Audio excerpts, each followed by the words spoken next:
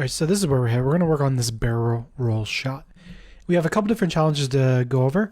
The main one is going to be kind of keeping a realistic feel to this. So if you notice the camera, how it starts here, it starts with kind of this lag that's happening, like it's trying to keep up with the jet, right? So I'll play this back a couple different times. So at first, the camera trying to keep up with the jet, and then it kind of shakes to keep control over that.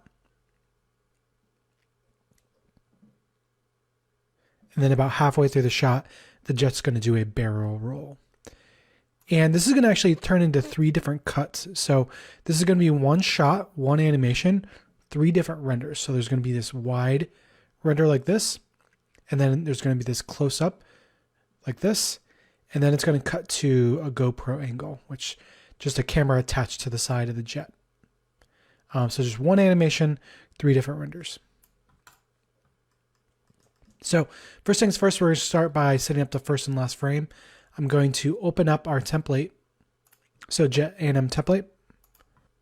And essentially what we need to do here is set up this backdrop just like this in this camera. So we want to focus on just the first frame. So the first frame is going to be something like this, where the jet is over here, the camera's over here, it's pointing towards here. We got the backdrop over here, and then when we go all the way back over here, it's all going to be pointing this way. So we're going to go ahead and get that started. I'm going to go ahead and get into my render mode for both my viewport and A&M camera. I'm going to go ahead and set up this backdrop. So what I'm going to do is just kind of move this over and put this somewhere really far in the background and really scale this up. So if your card cuts out right here, what we need to do is just go to our view properties up here. So we'll hit N and go to our view, and then we'll just boost this clipping plane up so that we can see really, really far in the distance. And then what we'll do is we'll scale this up something like this and out like this. And then we'll go ahead and replace that texture with the proper sky. And then we'll go over here. I'm going to jump into my render mode again. Just open that up, and then we'll do sky B. That's going to be located in our starter kit. Pretty good. And then we'll go here. And then from here, what we want to do is actually give this an arc so that it's got a little bit of a realistic parallax. So what I mean by parallax is essentially we want this to be shaped something like this. So it's a bit more unbelievable. It's not so flat. It's got a little bit of depth to it. So I'm just going to go ahead and go into my edit mode. I'm going to go ahead and hit Control R to drop down an edge loop.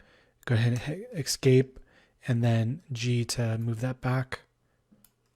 And then do the same thing a couple more times. So just rinse and repeat, move that back, and once again. So something like that. We can always tweak it. I'm going to jump back out of edit mode. Maybe something more like this.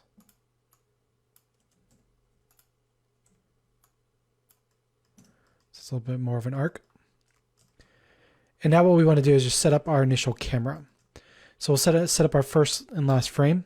So I'm going to go into my camera. I'm going to go ahead and turn off copy rotation so we can move this around freely. I'll go ahead and zoom this out, something like this.